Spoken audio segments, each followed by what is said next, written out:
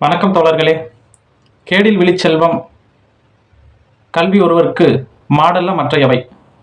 கல்வியால் உயர்ந்த மாணவன் சின்னதுரையை பற்றி இன்று நாம் பார்க்க போகிறோம்.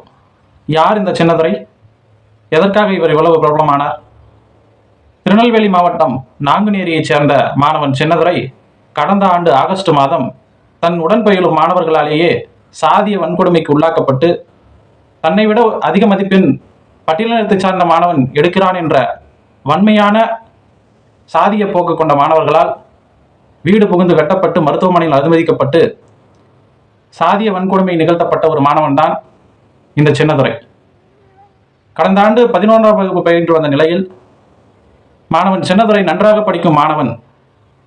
அவர் மற்ற மாணவர்களுக்கு முன்னுதாரணமாக இருக்கிறார் என்ற காரணத்தால் தங்களை விட உயர் சாதி வகுப்பை சார்ந்த தங்களை விட பட்டியலினத்தை சார்ந்த ஒரு மாணவன் எப்படி அதிக மதிப்பெண் பெற்றுவிடலாம் என்ற காரணத்தால் தன் உடன் பயிலும் மாணவர்களே மாணவன் சின்னதுரையை, தனது நண்பனாகிய சின்னதுரையை வீடு புகுந்து வெட்டியுள்ளனர்.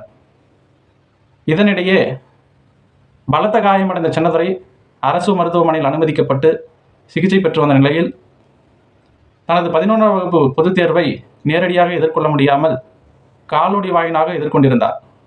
அதில் அவர் தேர்ச்சி பெற்ற நிலையில் இந்த ஆண்டு அவர் 12ஆம் வகுப்பு பொதுத் தேர்வை எழுதி முடிவுகளை எதிர்நோக்கி காத்திருந்தார்.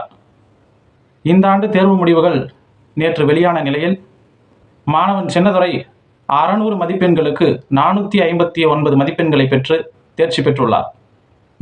இது சாதிய வன்கொடுமை நிகழ்த்தப்பட்ட ஒரு மாணவன் மனம் தளராமல் மற்ற மாணவர்களுக்கு முன்னுதாரணமாக திகழ்ந்திருப்பது பாராட்டுக்குரியது. இத்தகைய சூழலையே இந்த காலத்திலேயே இவ்வளவு பெரிய சாதிய வன்கொடுமைகளும் சாதிய மனப்பான்மையும் மாணவர்களிடம் இருப்பது மிகவும் வருந்தத்தக்க ஒன்றாகும்.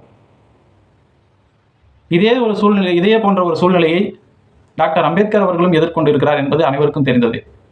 டாக்டர் அம்பேத்கர் அவர்கள் சிறுவயதாக இருந்த பொழுதே பள்ளி மாணவர்கள் சக மாணவர்களாலும் சரி, தனக்கு கல்வி போதித்த ஆசிரியர்களாலும் சரி, சமூகத்தாலும் சரி, அனைவராலும் ஒரு ஒதுக்கப்பட்ட மாணவனாகவே இருந்துள்ள அம்பேத்கர் அவர்கள் தான் தேசத்தின் சட்டத்தையே வகுத்து கொடுத்துள்ளார் என்பது உங்கள் அனைவருக்கும் தெரிந்ததே.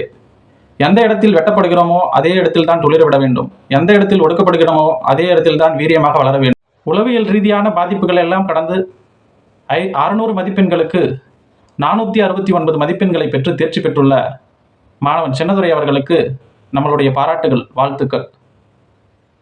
மாணவன் சின்னதுரை மற்ற மாணவர்களுக்கு முன்னுதாரணமாக இருப்பது மிகவும் பாராட்டுக்குரியது, வாழ்த்துக்களுக்குரியது. மாணவன் சின்னதுரை தன்னை தாக்கிய மற்ற மாணவர்களை பற்றி கேட்கும் பொழுது அவர்களும் நன்றாக படித்து நல்ல நிலைக்கு வர வேண்டும், சமூகத்தில் ஒரு நல்ல உயர்ந்த அந்தஸ்தை பெற வேண்டும், சாதிய மனப்பான்மையிலிருந்து விடுபட வேண்டும், சாதி என்றைக்கும் நிலையானது அல்ல, கல்விதான் என்றும் நிலையானது, கல்வியே ஒருவருக்கு உயர்வை தரும் என்று கூறியிருப்பது அவருடைய பெருந்தன்மையை காட்டுகிறது, அவருடைய உயர்ந்த சிந்தனையை காட்டுகிறது, அவருடைய கல்வி எந்த இடத்திற்கு ஒருவரை கொண்டு செல்லும் என்பதை தென் மாவட்டங்களில் குறிப்பாக சாதிய மனப்பான்மை என்பது அதிகரித்தே காணப்படுகிறது. படிக்கும் மாணவர்கள், கல்லூரி மாணவர்கள் சாதிய மனப்பான்மையிலிருந்து விடுபட வேண்டும், பழமைவாதத்திலிருந்து விடுபட வேண்டும், புதுமையான கருத்துக்களையும் இடதுசாரி கருத்துக்களையும் திராவிட கருத்துக்களையும் உள்வாங்கிக் கொள்ள வேண்டும். தந்தை பெரியார், அம்பேத்கர் அவர்களின் உயர்ந்த கருத்துக்களை மனதில் கொண்டு சாதிய எண்ணங்களிலிருந்து விடுபட்டு தீய எண்ணங்களிலிருந்து விடுபட்டு உயர்ந்த எண்ணங்களை வாழ்வில் முன்னேற்றமடைய கல்வியை ஒரு ஊன்றுகோலாக பயன்படுத்த, கல்விதான் இந்த உலகின் மிகப்பெரிய ஆயுதம், கல்வியாலேயே இந்த உலகத்தை மாற்ற முடியும் என்று சாதியை சல்லியாக நொறுக்கி சிகரம் தொட்ட மாணவன் சின்னதுரை அவர்களுக்கு பெரியாரின் குரல் சார்பாக நம்மளுடைய வாழ்த்துக்களையும் பாராட்டுகளையும் தெரிவித்து விடைபெறுகிறோம். நன்றி, வணக்கம்.